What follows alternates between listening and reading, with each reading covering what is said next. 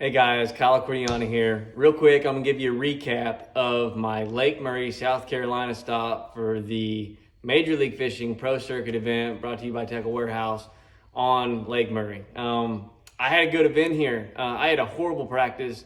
Day one, I ended up catching almost 16 pounds. Day two, I catch over 15 pounds. And day three, big storm hit. Things changed up a little bit, but caught a solid 12 and a half, 12 and 3/4 pound. I think it was 12 pounds, 10 ounces. Sitting in 34th on day one, 34th on day two, going into day three, like I said, 34th. I actually moved up to 33rd, even though I had a lighter bag. So that storm kind of made it tough for other guys. But just real quick, just going to show you the stuff I used. Hope it helps you. Keep in mind, Lake Murray, South Carolina is a herring lake. We were there in late April. It's now May, but the herring were spawning. In some places, the bass were still spawning hard. Lots of fish on beds. Maybe split the lake in half. Half were already post-spawn. Half were still spawning. But more fish were starting to move out to post-spawn. I never fished a herring spawn before. I thought it would be like a shad spawn. It's not, guys. It's different. It's different than that. The herring, they spawn on the bottom. They don't spawn on the rocks and stuff. And so it's different. But nevertheless, any kind of bait fish spawning fires up post-spawn bass, to say the least. So, show you stuff that worked for me. Oddly enough, what worked for me was a broken jerkbait. That's right. I literally was throwing a Megabass 110, and I broke it without realizing it. Caught a few fish, and then realized it was broke. Switched to one that wasn't broke, that would suspend. Didn't quit getting bites. I was like, did they really like the broke one? Put the broke one back on, they started eating it. So, that's the secret. Go break your $26 jerkbait and go throw it at Lake Murray, and they eat it better than one that suspends.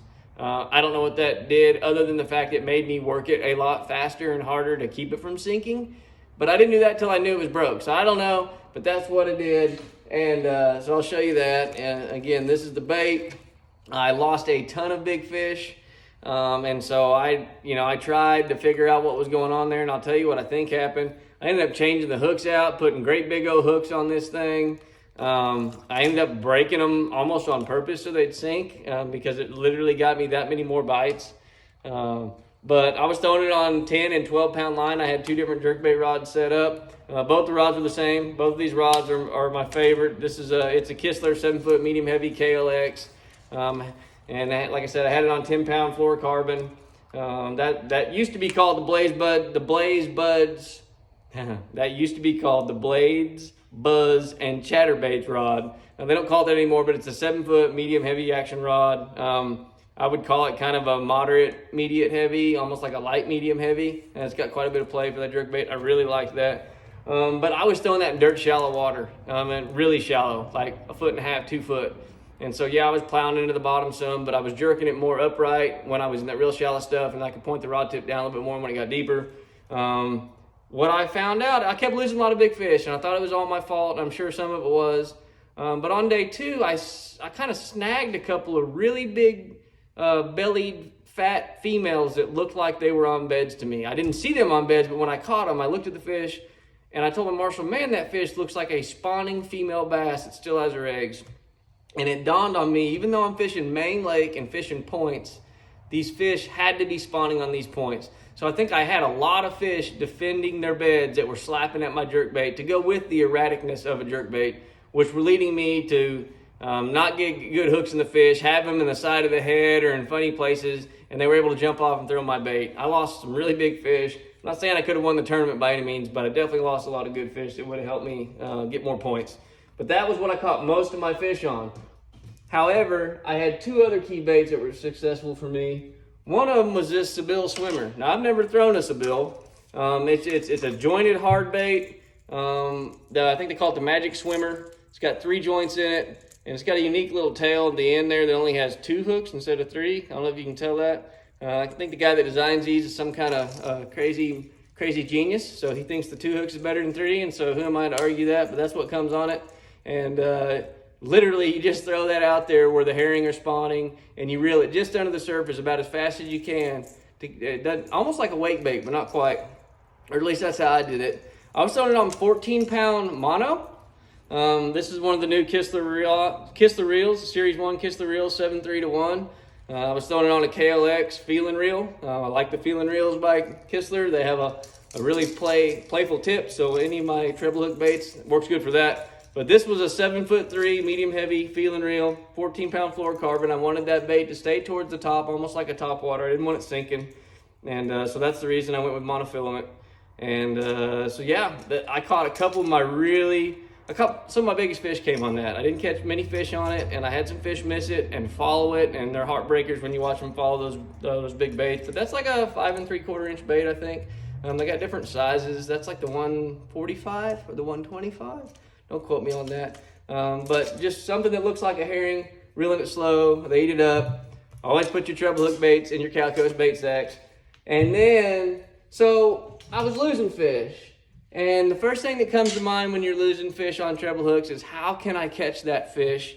How can I present a bait to it that has a single open hook that I can gaff that fish and hook it really well? We all like being able to hook a fish with an exposed hook, not Texas rig, not a hidden hook, and not a treble hook. That's the best way to land your fish. That's why a jig is so productive.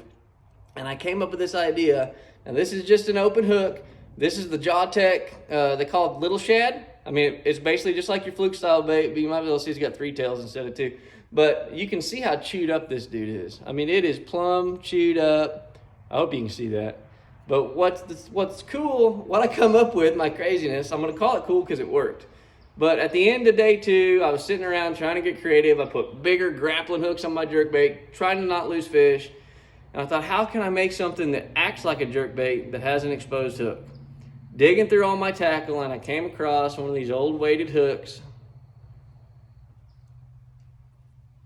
So check that out. It's literally just a weighted hook. But not only is it weighted, it's got kind of this hourglass, it's got raised stuff on here. And it was made for an old bait that got discontinued. At least I think it got discontinued. But I found that hook and I had a few of them. And I was like, dude, that's it. I'll just take my Jawtec Little Shad and I'll rig it right through just like I had it before. I probably destroyed the bait now by taking it out. But I literally just ran it right through the heart of the bait and pulled it out of the top, just like you would a boot tail swim bait with a jig head. Literally, just like that. And that gave that bait enough weight to where I could sling it a mile. And when I worked it, I had the same erratic behavior as a jerk bait or any other kind of fluke style bait, but it would sink, just like my broken jerk bait would sink.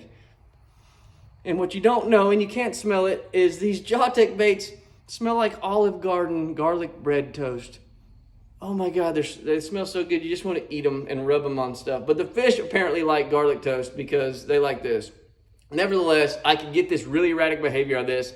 And when they slap at it, yeah, I might miss them if they slap at it. But at the same time, when they did get it in their mouth, I got them. And on that final day, I caught them really good. I had a limit in the first 30 or 45 minutes. Most of them came on that. And I caught a couple big striper on it too. But anyway, so that's a little trick I come across with. So you can figure out a way to weight a hook. I think the guy that ended up winning it, Mr. Becker, had some type of crazy way to weight a hook too. So we were on the same page. We just didn't do it till the day 3. And I think he had it figured out way before then. So hats off to him for that. This is a 7'6" Z-bone spinning rod. I had that paired. I had like 20-pound braid onto a 12-pound leader. I didn't want to go light on my leader, but that's a 7'6" Z-bone, 3-power, light, medium, heavy spinning rod. Anytime I'm going to kind of go power fishing, I want like a 7'6". My wife's home, so now you hear the thing coming up. But anyway, that's what I did. Like I said, the biggest thing is I think those fish that don't get pressured a lot might be spawning on some of those points. So if you're going to Lake Murray, go check that out.